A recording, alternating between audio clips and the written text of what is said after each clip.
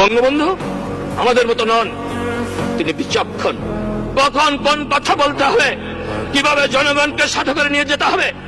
তিনি যখন বাংলার গ্রামে প্রত্যন্ত চলে গিয়েছিলেন, আমার সৌভাগ্য হয়েছিল বঙ্গবন্ধুর সাথে থাকা।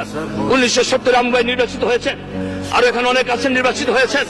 আমার খোলা নির্বাচন হয়েছিল নির্ধারিত 7 ডিসেম্বর হয় নাই, হয়েছিল 17 জানুয়ারি। 1971 জানুয়ারি মাসে নির্বাচন হয়েছিল। শপথের সময় আমি এমএনএ না, তারপর শপথ নিয়েছি। বঙ্গবন্ধুর সাথে সাথে আমি বাংলাদেশ ঘুরেছি। 2টা বক্তৃতা করতেন। ভাইয়েরা আমার, আমি যদি আপনাদের জন্য আমার জীবনের যৌবন পাকিস্তানের কারাগারে কাটাতে পারি, আমি যদি ফাঁসির মঞ্চে দাঁড়িয়ে মৃত্যু আলিঙ্গন করতে পারি, আমি কি আপনাদের কাছে ভোট চাইতে পারি না? এই 2 শব্দে মানুষের চোখের পানি পড়তো এবং হাত তুলে বলতো, হ্যাঁ আপনি আমাদের কাছে ভোট চাইতে পারেন।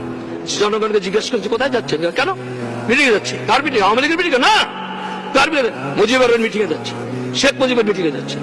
আমরা যে এক একজন এমপি হয়েছি, এমএলএ হয়েছি, আমাদেরকে বেশি ভোট দেয় নাই। ভোট দিচ্ছিল একজন মানুষ, তিনি জাতির পিতা বঙ্গবন্ধু শেখ মুজিব।